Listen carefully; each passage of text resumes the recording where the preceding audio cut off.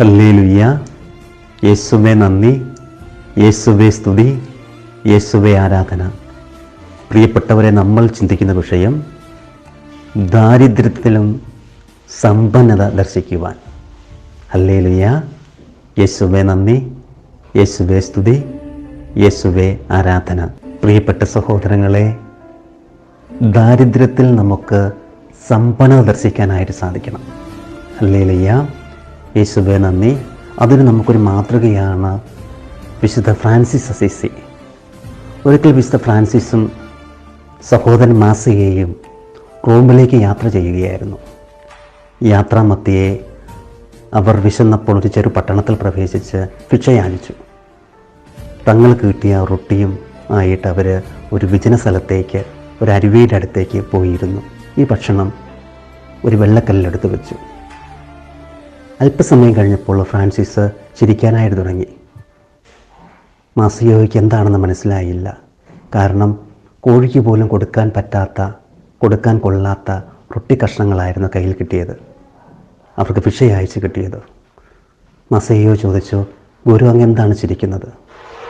ഉടനെ ഫ്രാൻസിസ് പറഞ്ഞു, സഹോദര, ഈ റൊട്ടിയിലേക്ക് നോക്കൂ, ജലത്തിലേക്ക് നോക്കൂ, ഈ റൊട്ടി വെച്ചിരിക്കുന്ന വെള്ളക്കല്ലിലേക്ക് നോക്കൂ.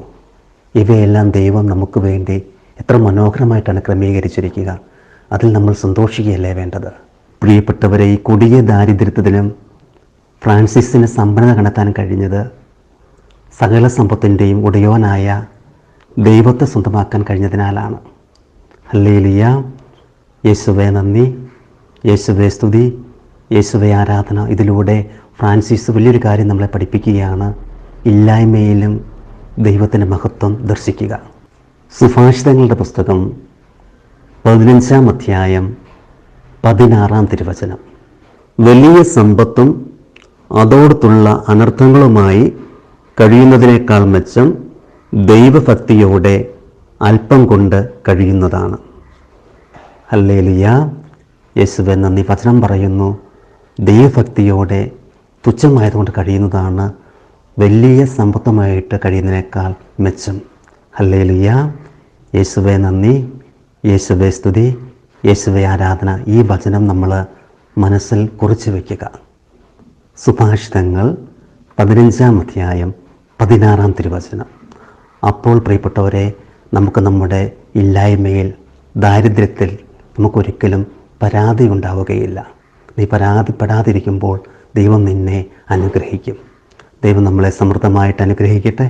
നമ്മുടെ കർത്താവായ ഈശോ മിശിഹായുടെ കൃപയും പിതാവായ ദൈവത്തിൻ്റെ സ്നേഹവും പരിശുദ്ധാത്മാവിൻ്റെ സഹവാസവും നമ്മളെല്ലാം കൂടി ഉണ്ടായിരിക്കട്ടെ, ഇപ്പോഴും എപ്പോഴും എന്നേക്കും. ആമേൻ. ഈശോ മിശിഹായ്ക്ക് സ്തുതിയായിരിക്കട്ടെ.